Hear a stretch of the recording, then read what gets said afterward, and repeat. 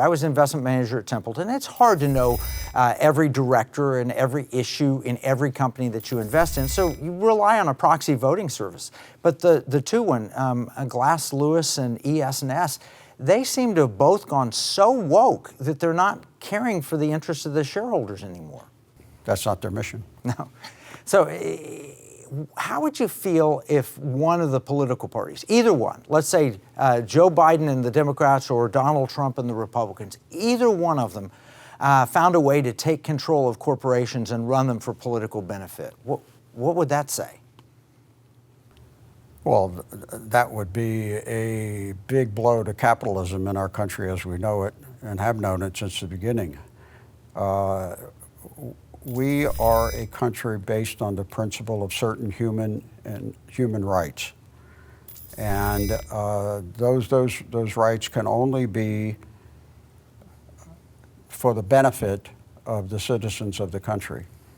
They cannot be to serve some minority group's political agenda. So we're clearly out of bounds on this. It is a violation of, in my opinion, it's a violation of the Constitution. You know, it's interesting. We've talked before about when you served on the board of a Chinese-based company. Yes. Tell that story about the directors in the back of the room. Well, this is an interesting story. I showed up for these meetings, and at every one of these meetings, there were three gentlemen sitting at the table who never introduced themselves to me and who I was never introduced to, and who never said a single word at any board meeting that I attended. At dinner, after the first meeting, I asked the CEO who those gentlemen were. They said, well, they were representatives from Beijing, and they are here to make sure that we're doing what they think is right. And I said, well, how do you feel about that? He said, I have no choice. So I don't think we want to run business this way. No. In fact, that's where I think we're headed if we're able to, if somebody with 1% of the shares, I think it's Engine One was the activist group, 1% of the shares backed by the big index funds and the proxy voting services, and they elected like a quarter of the ExxonMobil board to put ExxonMobil out of business.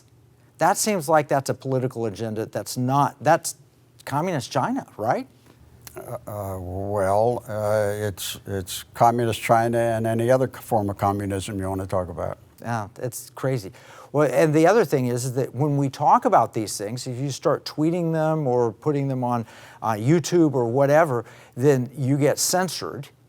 Potentially, the press secretary said, the government can look at your social media posts and can determine whether or not they're misinformation or good information, and then they can ask the social media companies to ban you if you're saying something contrary to the government narrative.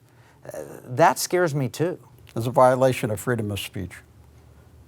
Well, it's a clear violation of the Constitution. Yeah, absolutely. And just to continue on that theme, I think a lot of what we're seeing going on is in violation of the Constitution. And I think that the Americans need to stand up, citizens need to stand up and say, enough.